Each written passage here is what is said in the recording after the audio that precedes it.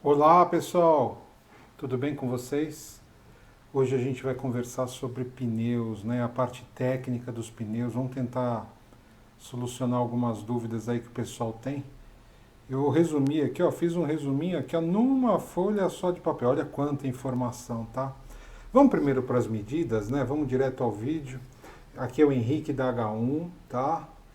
Eu tenho formação em engenharia mecânica e sou apaixonado por automóveis. Olha, a gente tem aqui, ó, 205 55 17 91V. Vamos decifrar esses números primeiro, tá? Olha, o 205 é a medida, é a largura do pneu, tá? Em milímetros, ou seja, esse pneu tem 205 milímetros, tá? O 55 refere-se a essa altura aqui, mas não é essa altura bruta em 55 milímetros, não. Ele corresponde a 55% do número 205. Então, se a gente fizer a conta de 55% de 205, vai dar um valor em milímetros, e é esse o valor que vai da banda até aqui, tá? Aí a gente tem o R de radial, tá? E nós temos o 17, que é o aro do pneu em polegadas, tá? E depois a gente vai chegar lá nesse 91V, que o 91 é uma tabela de carga e a letra V é uma tabela de velocidade. O V, não necessariamente aqui, que no caso aqui está sendo V, mas ele é de velocidade, tá? Aí vocês vão me perguntar, mas escuta, mas e a calibragem do pneu? Eu peguei um exemplo aqui, né? A calibragem, vamos falar um pouquinho de calibragem? A gente põe ar comprimido ou põe nitrogênio, né? O nitrogênio ele é melhor, tá? Porque ele mantém a temperatura do pneu, tá? Interna, ele consegue segurar. Se deixar o carro parado, com as diferenças de temperatura e tudo mais, ele suporta mais essas diferenças de temperatura e mantém a pressão colocada. Se você colocar ar comprimido no pneu, ele fica mais vulnerável, vamos dizer assim, tá?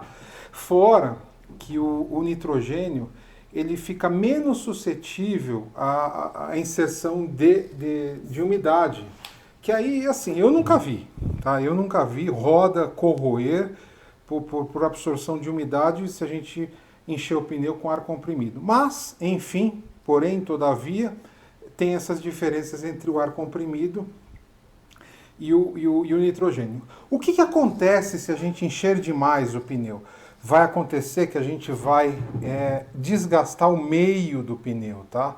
O meio do pneu ele vai ficar mais gordo e aí o assentamento dele, né, a performance dele, o que ele vai, né, não vai performar direito, ele vai ficar arredondado aqui em cima e vai gastar esse centro.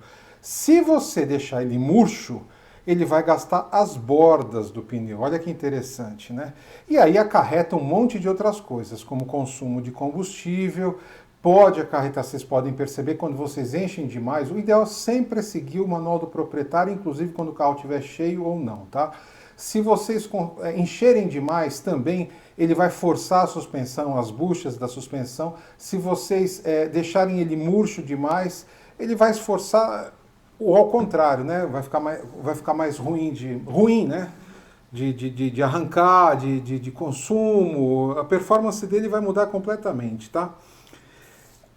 Vamos falar das bandas de rodagem? Olha, tá vendo aqui, ó? Nós temos dois tipos de banda de rodagem, tá?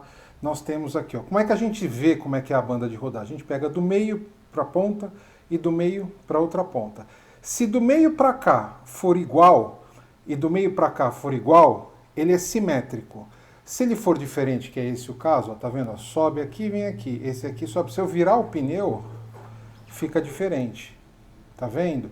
Então a banda de rodagem, ela é determinante para o rodízio dos pneus, mas não é só ela. Existem pneus que possuem sentido de rotação, nesse caso aqui não tem, tá? Esse pneu aqui, ele não tem especificado na banda de rodagem dele o sentido de rotação, tá? Nesse caso aqui, quando é especificado o sentido de rotação, o rodízio de pneus tem que ser feito do mesmo lado, tá? Então você pega sempre o pneu de trás para o da frente para o de trás no mesmo lado. Você mantém o sentido de rotação e não mexe em nada disso, não mexe na banda, não mexe em nada disso. Tá? Essa é uma dica aí interessante. Mas existem outros tipos de rodízio, que é o rodízio em X, né? Olha aqui, ó, rodízio em X, que a gente pegar o dianteiro direito com traseiro, dianteiro direito com traseiro esquerdo e dianteiro esquerdo com traseiro direito. Fazendo isso, eu não sou muito a favor pelo seguinte, porque isso aí mexe com o sentido de rotação e vai mexer em outra coisa. Olha aqui a letrinha R, olha aqui a letrinha R aqui, ó. Esse R aqui é do radial. O que é o radial? Nós temos dois tipos de pneu.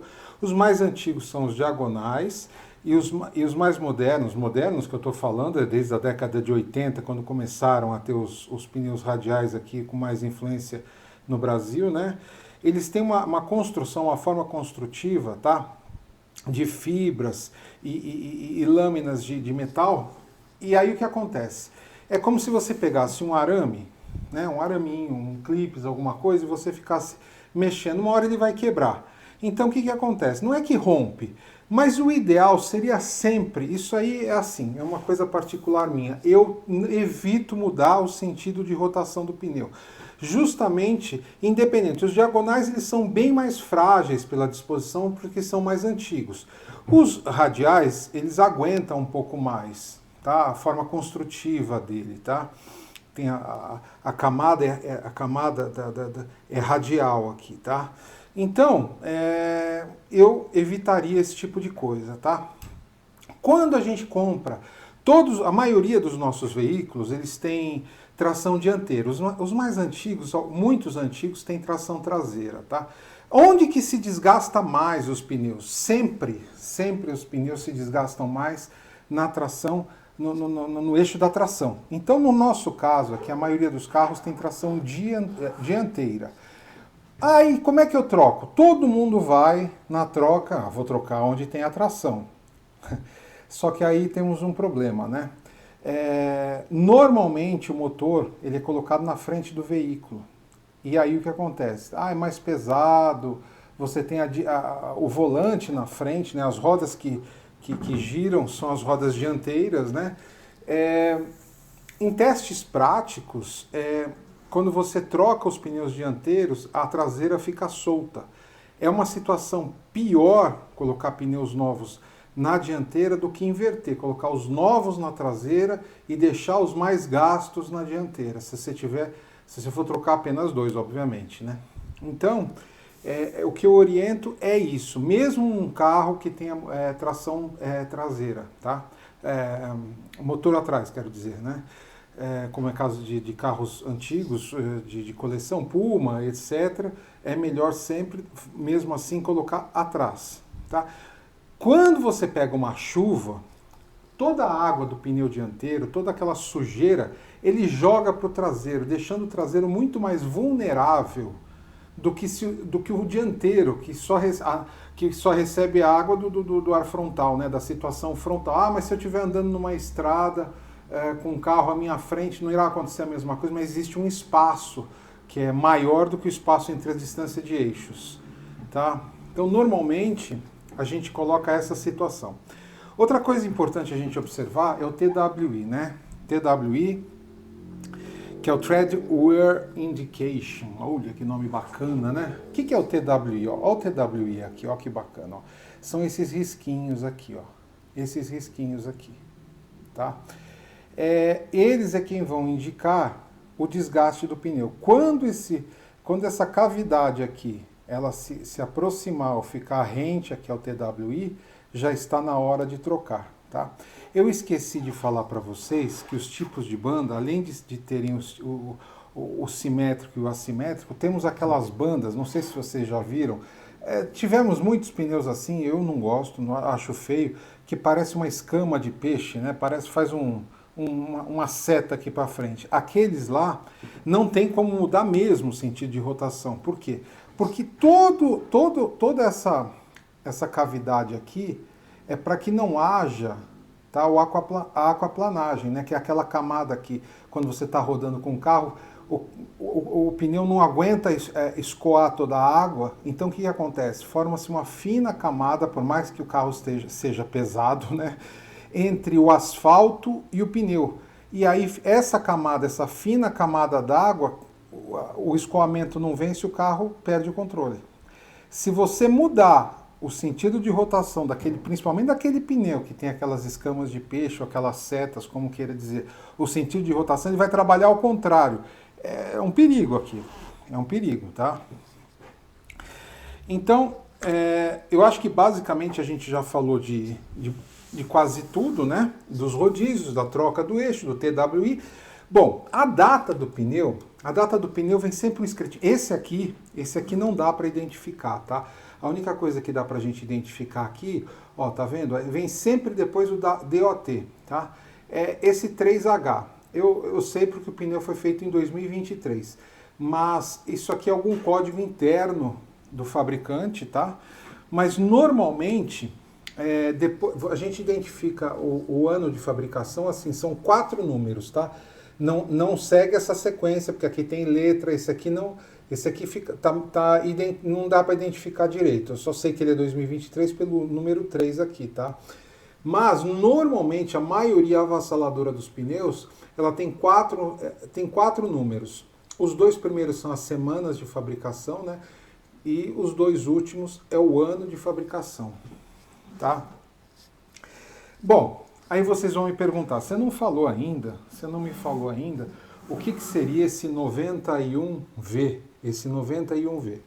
Então aqui é o seguinte, esse 91 aqui, ó, é a carga de velocidade. Existe uma tabela, tem várias tabelas para os pneus, várias tabelas.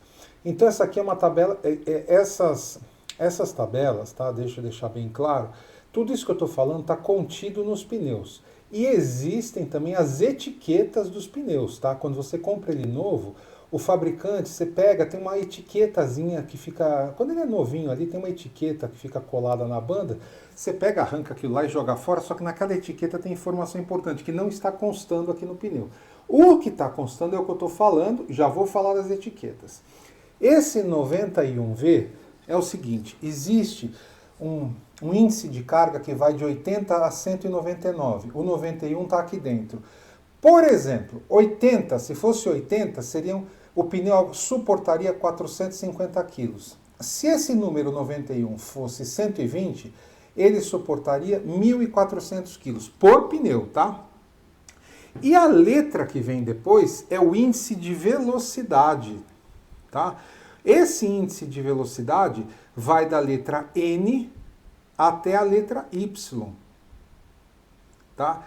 A letra N começa com 140 por hora e a letra Y termina em 300. É óbvio que a gente tem pneus especiais, Bugatti Veyron, outros supercarros que foram feitos pneus especiais que possuem outras letras, mas convencionalmente para os carros normais, né, é basicamente isso, tá? Então, já está decifrado todas a sopinha de letras aqui dos pneus, do que está gravado aqui nos pneus, né? Espero que vocês tenham entendido. Agora a gente vai para aquela etiqueta, quando a gente compra, eu não tenho nenhuma aqui, aquela etiqueta que vem colada assim quando você compra o pneu novo, normalmente ela vem, e aí ela indica, ela fica fora do pneu. Nós temos na mesma etiqueta temos 3 indicativos, né? Eu coloquei aqui como 3 etiquetas. O mesmo pneu, ele pode ter índice de ruído, tá? Por que eu falo ruído? Meu professor, há um tempo, na época que eu estudava, me deu uma chamada, né? As pessoas hoje... mudou, o mundo mudou, as coisas mudaram, né? Eu falava barulho, barulho, barulho. Não tem nada de barulho. Ruído é o barulho técnico. Então, aqui na engenharia só se fala em ruído. Não quero ouvir barulho. Eu me calei, tudo bem, tá tudo certo. Mas para nós aqui, só estou dando esse adendo aí, essa brincada aí com vocês, tá? É o seguinte, nós temos aqui 3 ondinhas, tá? Quando na etiqueta tiver uma onda só, um desenho de uma onda é abaixo de 69 decibéis. Duas ondas entre 70 e 72, três ondas acima de 72 decibéis. Então essa é uma das informações que é o ruído que o pneu causa quando ele está rodando. Então eu vou comprar um pneu, esse pneu eu quero de uma determinada medida, tá tudo bem. Você compra o pneu tal, só que você tem um outro concorrente de outra marca, ou às vezes até da mesma marca, não sei. É tudo igual, só que um tem uma ondinha e o outro tem duas. Então você vai estar sabendo que você está comprando um pneu que quando você montar no carro vai gerar mais ruído quando ele rodar, e tem outro que você vai gerar menos ruído, tá? Então nessa etiqueta é que vem escrito esse tipo de coisa, que vem do lado de fora. E aí fica a seu critério. Se você, não, tá mais barato, eu prefiro aguentar um pouco mais de ruído, então eu compro esse aqui mesmo, tá? Mas existe um equilíbrio aí de coisas, né? Porque não é só essa informação. Às vezes uma informação te agrada e as outras duas não. Então você que vai escolher. Aí na outra informação da etiqueta que fica fora do pneu quando você compra, é a resistência ao rolamento, que vai da letra A até a letra G. Na verdade, ela informa o consumo do pneu, a resistência à rolagem. Então, se você tiver um pneu que tem a letra A nessa resistência à rolagem, nessa etiqueta, ele é o que performa melhor, é o que vai te dar mais economia. O que vai até a letra G, o G é o que te dá, o que consome mais pneu. Por que tudo isso? Porque é um conjunto de fatores. Tipo de borracha, tipo de fabricação, tipo de banda de rolagem, isso tudo o fabricante no final está informando para você, tá? E, por fim, a última informação que fica nessa etiqueta do lado de fora é o índice de aderência, que é aquela aderência da chuva. Eu, sinceramente, não sei como é que são feitas essas medições dentro da fábrica, certamente no laboratório de testes. Não existe uma tabela associada a cada letra. Esse aqui tem uma aderência X, eu não sei te falar qual seria o tipo. Sei que é por letra, então a aderência vai da letra A até a letra E. O quanto que é essa aderência correspondente à letra A e o quanto é essa aderência correspondente à letra E, não é informado, foi convencionado desta forma. Então, com essas três informações aqui, é que você compra o seu pneu depois de ter olhado todas as medidas corretamente, tá? Lembrando, né, uns adendos finais aí para vocês, tá? Lembrando aí um detalhe importante. Se você aumentar o aro do pneu, tá? Eu quero aumentar o aro do pneu, partindo do pressuposto que o veículo é o mesmo, que o veículo não foi modificado nem motor, nem câmbio, a velocidade, se você aumentar o aro, a velocidade final tende a diminuir. Porém, na arrancada, o carro vai ficar mais difícil de sair da inércia. Se você diminuir o aro, que não é convencionado isso, ninguém tem um carro aro 16 e vai colocar o 15, né? Muito raro, né? Acontece ao contrário. Ele tem um arranque melhor, mas a sua velocidade final, mas a diferença é muito pouca. O que vai impactar mesmo, que tem uma diferença grande nessas mudanças de aro, e conforme você aumenta o aro, você vai mexer com a suspensão e vai sentir o carro mais duro, tá? A mesma coisa acontece se você colocar um pneu mais largo, você vai conseguir performance em curvas, né, e mais estabilidade, porém, você vai conseguir mais consumo. É isso, pessoal, espero que tenham gostado. Por favor, deem um like, se inscrevam no canal, tá? Eu consegui resumir aqui numa folha só, de A4, todas as informações possíveis. Acho que é um guia legal para vocês terem, com tanta informação que está disponível, né? Como é que a pessoa vai gravar tudo isso, né? Não sabe nem como começa, né? Tanta informação. Vou comprar um pneu, não sabe nem como começa. É tanto, olha, eu tenho que saber se meu carro corre tanto, então eu tenho que colocar a letra tal. Só olha uma medida e a marca e o preço, né? Mas existe essa tabelinha final aqui, que é a etiqueta final, que ela é importante para determinar, que eu acho que ajuda, tá? O TWI, o restante, o rodízio e tal, é o uso que eu passei para vocês, tá bom? Muito obrigado. Aguardo vocês no próximo vídeo.